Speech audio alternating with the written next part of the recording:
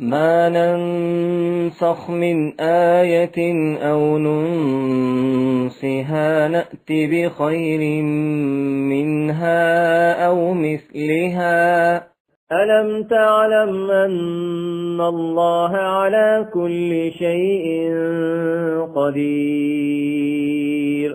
ألم تعلم أن الله له ملك السماوات والأرض وما لكم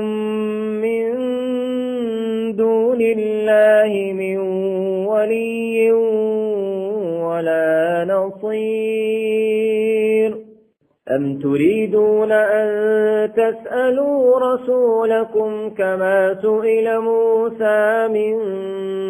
قبل ومن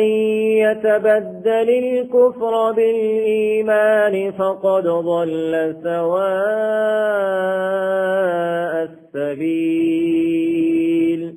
ود كثير من أهل الكتاب لو يردونكم من بعد إيمانكم كفارا حسدا من عند أنفسهم من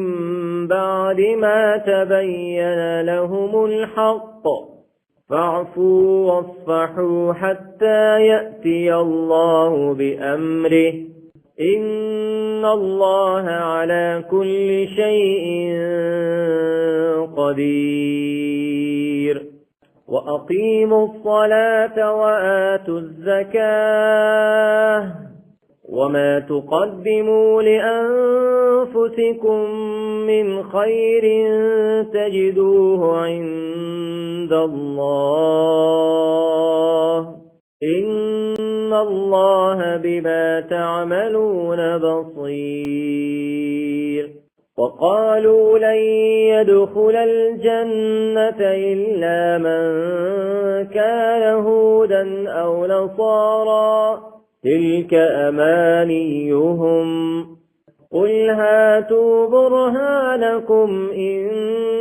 كنتم صادقين بلى من أسلم وجهه لله وهو محسن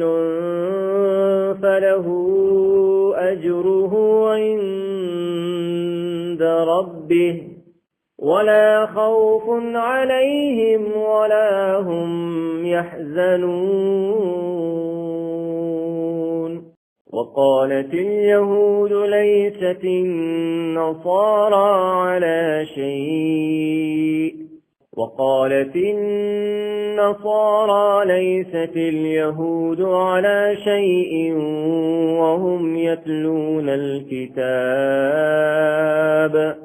كذلك قال الذين لا يعلمون مثل قولهم فالله يحكم بينهم يوم القيامة فيما كانوا فيه يختلفون ومن أظلم ممن منع مساجد الله أن يذكر فيها اسمه وسعى في خرابها أولئك ما كان لهم أن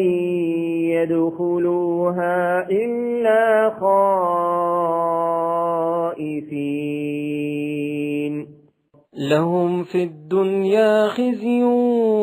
ولهم في الآخرة عذاب عظيم ولله المشرق والمغرب فأينما تولوا فثم وجه الله إن الله واسع عليم